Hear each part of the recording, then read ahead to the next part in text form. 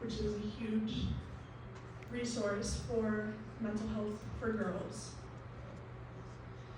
Let me start by saying that it's been a journey to get to where I am now. It was never easy.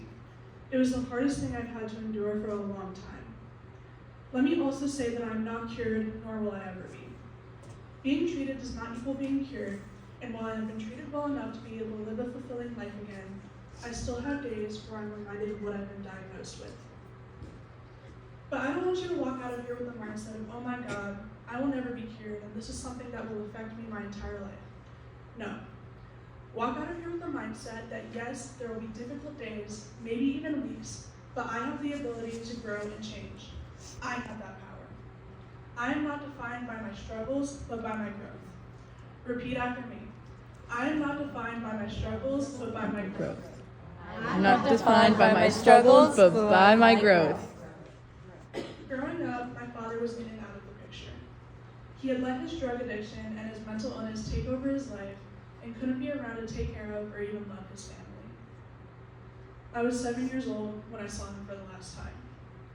Nonetheless, I moved forward. In 2018, my mom, stepdad, brother, and I made a move from Illinois to Florida because my mom's work company had decided to travel down here. I was not happy about it. None of us were. We had to move away from all of our family and friends that lived there and start fresh. I had to start middle school in a completely unfamiliar place, and let's be honest, middle school is horrible enough on its own.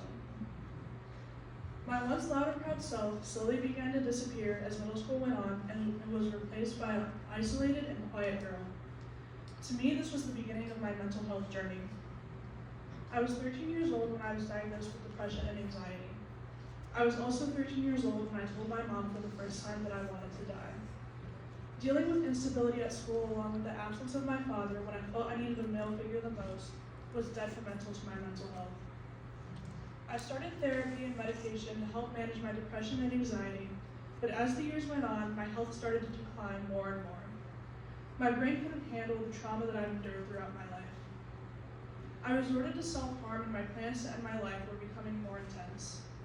In 2021, when I was just 14 years old, my mom received a phone call from my grandma. She was in the hospital beside my dad when he was on life support. He was gone a few days after that, passed away from an overdose. I attended his wake in March and was never the same. After that, I got bankrupted 2 times. Once in my sophomore year and once at the beginning of my junior year. I felt like I was at my wit's end when I started having panic attacks nearly every day, and just the thought of going to school or even getting out of bed made me so nervous that I didn't know what to do anymore. My poor mother had to sit in the car with me on the drive to school as I cried about not wanting to go. Well, that's when my therapist at the time recommended PACE Center for Girls. I was hesitant to go at first. I was terrified of changing again. But going to PACE became one of the best things I could have done for myself. PACE provided me with the support and resources I needed to thrive. I had an understanding counselor and kind staff that accommodated my personal needs. Attending school finally felt good again, and I felt so free for the first time since I was 11 years old. Along with taking my medication consistently and going to therapy, PACE helped me grow so much and feel so secure within myself. But I believe what helped me the most outside of those things is not being quiet about what I'm struggling with. I've always advocated and will continue to advocate for having those hard conversations with children, especially young girls that are at risk of mental health disorders. Letting them know that they are safe, that they have resources, and telling them that they have nothing to be ashamed of.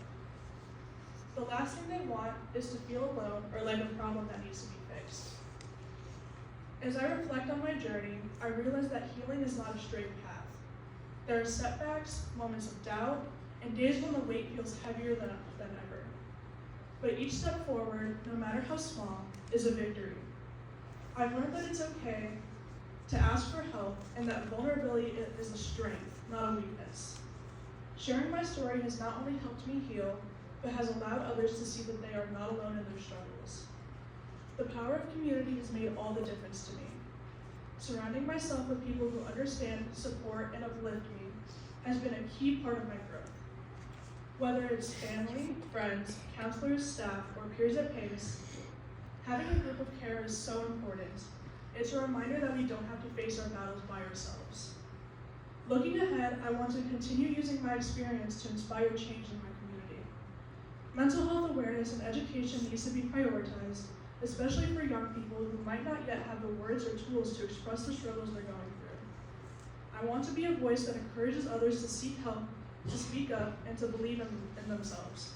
And I want to do that for the rest of my life. If there's one thing I want you to take away from my story, it's this. Your past does not define your future. Your struggles are chapters, not the whole story.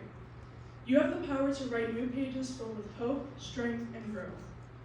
Keep moving forward, keep believing in yourself, and remember, you are never alone. Thank you.